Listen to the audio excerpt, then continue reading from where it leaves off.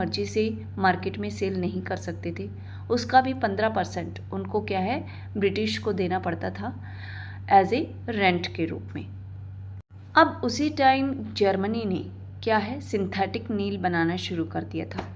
अब यहाँ के किसान यानी इंडिया के किसान इतने पढ़े लिखे थे नहीं, तो उनको वो न्यूज़ नहीं मिलती है। अब जब सिंथेटिक नील ही बनाना स्टार्ट कर दिया तो फिर क्या है किसी भी देश के पीजेंट को इंडिगो उगाने की नीड नहीं थी। लेकिन ये जो ब्रिटिशर्स हैं ये क्या है एक चाल खेलते हैं यहाँ के भोले भाले किसानों के साथ। वो कहते हैं कि ठीक है तुम इंडिगो नहीं उगाना चाहते ना, 15% अपनी क्रॉप का शेयर नहीं करना चाहते हमारे साथ, तो तुम हमें कुछ मुआवजा दे दो, उसके बाद तुम फ्री हो। अब वो सभी पीजेंट से क्या करते हैं 15% क्रॉप ना देनी पड़े इसके लिए मुआवजा ले लेते हैं। मुआवजा मतलब पैसे ले लेते हैं उनसे, तो इस तरह से वो ठग लेते हैं। अब कुछ दिनों बाद सच तो सामने आना ही था। अब पीजेंट्स को भी पता लग जाता है कि जर्मनी ने तो क्या है सिंथेटिक नील बनाना शुरू कर दिया है, अब हमें तो क्या किसी को भी इंडिगो उगाने की नीड नहीं। तो अगर हम इनको मुआवजा ना भी देते तो भी हमें इंडिगो उगाने की नीड नहीं थी। अब वो सोचते हैं कि इन अंग्रेज़ों ने तो हमें ठग लिया, इसीलिए वो गांधी जी के पास कंप्लेन करने जाते हैं कि हमें हमारा मुआवजा वापस दिलवाइए। अब गांधी जी कहते हैं कि हाँ ये तो बहुत सिंपल सी बात है, मुझे समझ में आ गया है कि अंग्रेज़ों ने तुम्हारे से मुआवजे के रूप में पैसे ले लिए हैं और तुम्हें वो पैसे वापस चाहिए।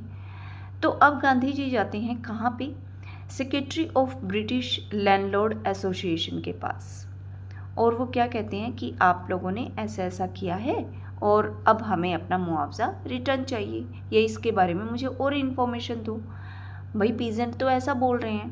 तो ये जो ब्रिटिश लैंडलॉर्ड एसोसिएशन का जो सेक्रेटरी है जिसके पास गांधी जी गए हैं, वो क्या कहता है हम तुम्हें कोई इन्फॉर्मेशन नहीं दे सकते क्योंकि तुम आउटसाइडर हो, तुम चंपारण के हो ही नहीं, तो तुम्हें कोई इन्फॉर्मेशन क्यों दें हम। इस पे गांधी जी कहते हैं कि आउटसाइडर मैं नहीं, आउटसाइडर तुम लोग हो।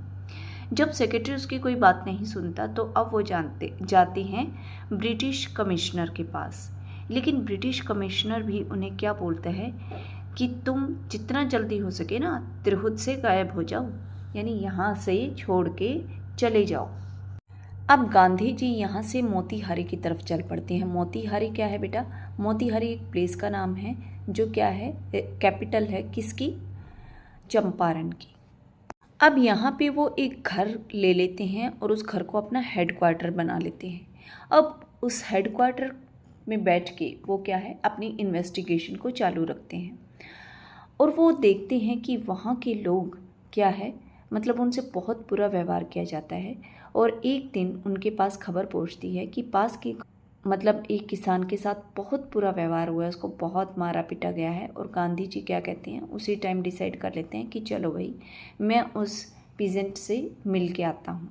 लेकिन वो कुछ ही दूर जाते हैं अपने एलिफेंट पे बैठ के, हाथी पे बैठ के उस किसान से मिलने, तभी उनके पास क्या है सुप्रिटेंडेंट ऑफ पुलिस का एक मैसेंजर आता है और कहता है कि आपको तुरंत चंपारण छोड़ के जाना होगा।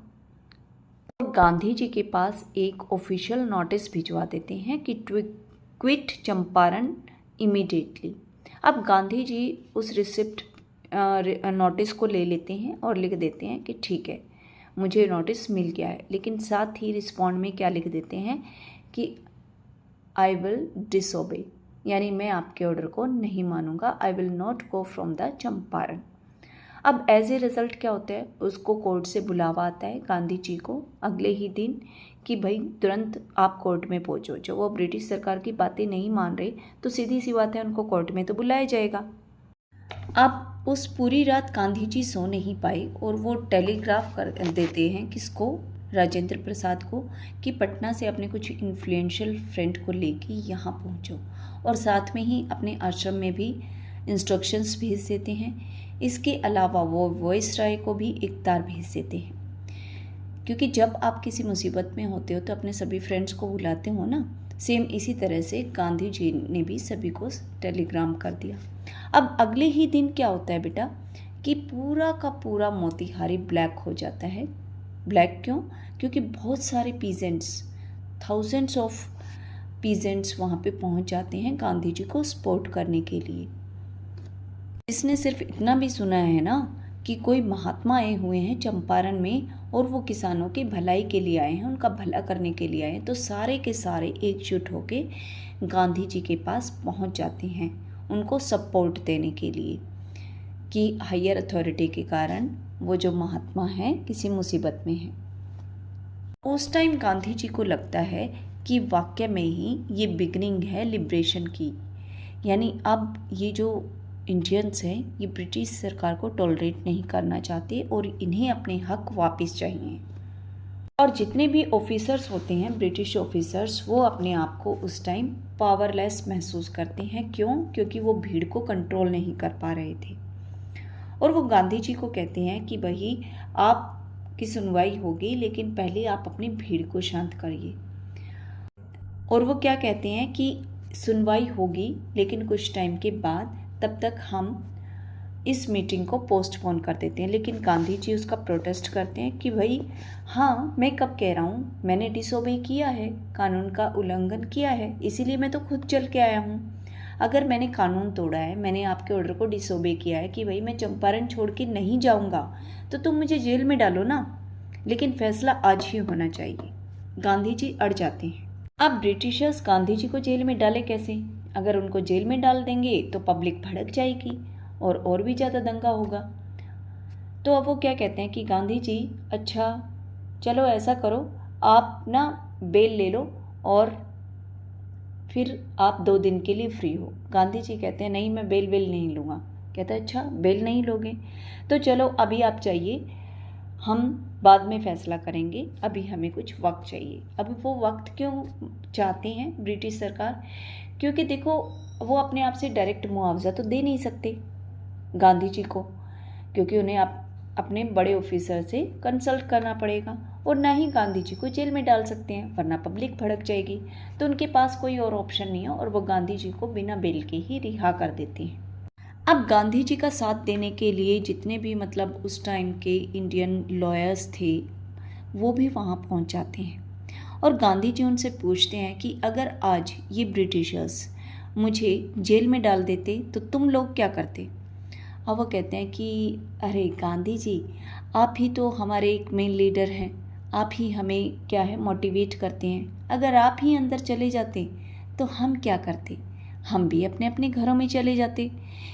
इस बात को सुन के गांधी जी क्या है उनको डांटते हैं और कहते हैं कि तुम वैसे तो अपने आप को पब्लिक सर्वेंट मानते हो, फिर इन शेयर क्रॉपर का क्या होता? अगर तुम अपने घर चले जाते तो इन शेयर क्रॉपर्स को न्याय कौन दिलाता? इस पर डॉक्टर राजेंद्र प्रसाद बोलते हैं कि देखो गांधी जी हमारे चंपारण के नहीं हैं, फिर भी वो हम किसानों के लिए क्या है जेल में जाने को रेडी हैं। एक तुम लोग हो जो अपने आप को पब्लिक सर्वेंट बोलते हो, अपने आप को लॉयर्स बोलते हो, लेकिन उनकी भलाई के लिए ज़रा सा भी काम नहीं करते। तो उस टाइम सभी लॉयर्स को अपनी गलती का एहसास होता है कि अरे ये हमने क्या बोल दिया, हमें ऐसा नहीं बोलना चाहिए था। और वो गांधी जी को कहते हैं कि गांधी जी अगर आप जेल में जाते तो हम भी आपके साथ जेल में जाएंगे। तो इस बात पे गांधी जी कहते हैं कि फिर तो हम चंपारण की वॉर जीत गए। अब क्या है बेटा, पूरे के पूरे चंपारण में इन्वेस्टिगेशन का प्रोसेस स्टार्ट करें यहाँ पे साइन। इस तरह से उनसे बहुत से डॉक्यूमेंट साइन कराए जाते हैं, उनके इंटरव्यूज़ लिए जाते हैं, उनसे इन्वेस्टिगेशन की जाती है कि वाकई में ही ऐसा है, तुम्हारे साथ ये हुआ है। और फिर फैसला क्या होता है कि उनको उनका मुआवजा वापस दिया जाएगा। अब ब्रिटिशर्स सोचते हैं कि गांधी जी तो फुल मुआवजे की डिमांड करेंगे, तो गांधी जी से पूछते हैं कि भाई कितना मुआवजा दें? 50%। अब वो सोचते थे कि गांधी जी तो पूरा मांगेंगे, लेकिन गांधी जी ने तो सिर्फ 50% की डिमांड की है। तो इतने में सारे ऑफिसर्स एक दूसरे को कौनी मार के कहते हैं अरे 25% में भी मान जाएगा, ज़रा पूछ के देखो। वो कहते हैं कि नहीं गांधी जी, हम तो 25% रिटर्न कर सकते हैं। तो गांधी जी कहते हैं ठीक है 25%, लाओ दो 25%। और ये क्या, हर कोई वहाँ पे सरप्राइज़ हो जाता है कि अरे गांधी जी तो 25% में ही मान गए। अब सारे के सारे कहते हैं, कौन? पीजेंट्स, कि गांधी जी पगला गए हो क्या, इन्होंने हमारे से 100% मुआवजा लिया है। और आप सिर्फ 25% रिटर्न ले रहे हो, तो ऐसे तो हमारा लॉस हो जाएगा। तो गांधी जी उन्हें समझाते हैं, अरे इम्पोर्टेंट ये नहीं है कि वो हमें कितने पैसे रिटर्न कर रहे हैं, इम्पोर्टेंट ये है कि पहली बार ब्रिटिशर्स हमारे सामने झुक रहे हैं, वो अपना आप लोगों को आपका मुआवजा रिटर्न कर रहे हैं, यानी पहली बार उन्होंने अपनी हार मान ली है। तो इस पे सभी पीजेंट बोलते हैं, अरे हाँ गांधी जी, ऐसा तो हमने सोचा ही नहीं था। तो इससे क्या पता चलता है कि सारे पीजेंट्स में अब करेज आ जाता है, उनके अंदर एक हिम्मत आ जाती है। जो ब्रिटिश सरकार के खिलाफ उनके मन में डर बैठ गया था वो अब ख़त्म हो जाता है और वो अपने अधिकारों के लिए लड़ना सीख जाते हैं। और यहीं से शुरुआत हुई थी सविनय अवज्ञा आंदोलन की। गांधी जी चंपारण ये सोच के आए थे कि इस काम में उनको ज़्यादा से ज़्यादा 1 महीना लग जाएगा, लेकिन इस पूरे प्रोसेस में यानी किसानों को उनका मुआवजा रिटर्न करवाने में उनको पूरे 1 साल का समय लग गया। अब मुआवजा दिलाने के बाद उन्होंने देखा कि यहाँ के लोगों की हालत ना बहुत ही दयनीय थी।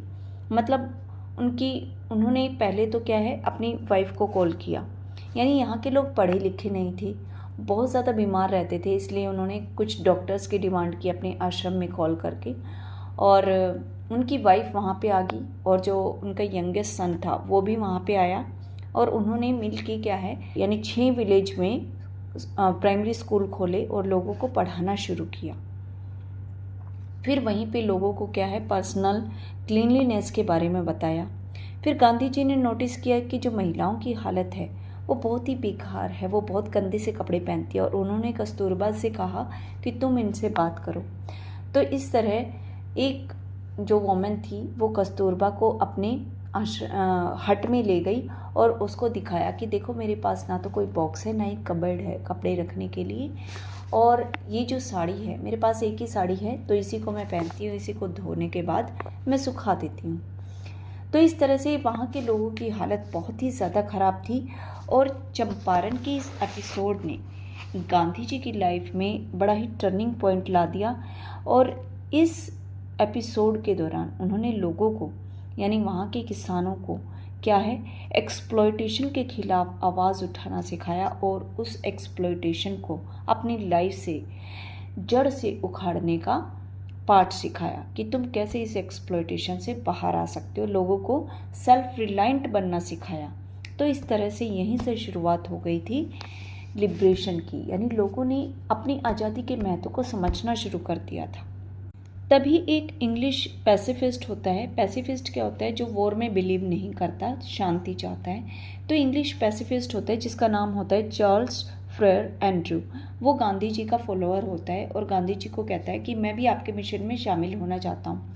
इस पे गांधी जी स्ट्रांगली इसको डिनाई कर देते हैं कि हमें किसी की हेल्प नहीं चाहिए। अब सारे के सारे लॉयर्स कहते हैं कि गांधी जी पगला गए हो क्या? अगर इस अंग्रेज को आप अपने साथ ले लेते तो हमारी पावर कितनी ज़्यादा बढ़ जाती। तो इस बात पे गांधी जी अपने उन इंडियन लॉयर्स को समझाते हैं कि क्या हम इतने वीक हैं कि अपनी लड़ाई के लिए हमें अंग्रेज़ों का साथ देना पड़ेगा। वो कहता है कि हम अपनी लड़ाई अपने दम पे लड़ सकते हैं। तो सभी लोग कहते हैं हाँ गांधी जी आप ठीक कहते हो, क्योंकि हमने आपके पॉइंट ऑफ व्यू से तो सोचा ही नहीं। कहता है अगर इनके दम पे हमें आज़ादी मिल भी गई तो इतिहास में यही लिखा जाएगा कि कुछ अंग्रेज़ों ने साथ दिया गांधी जी का, लेकिन हमें अपनी आज़ादी अपने दम पे चाहिए। तो यही कहानी थी किसकी? इंडिगो की। I hope it is clear to you.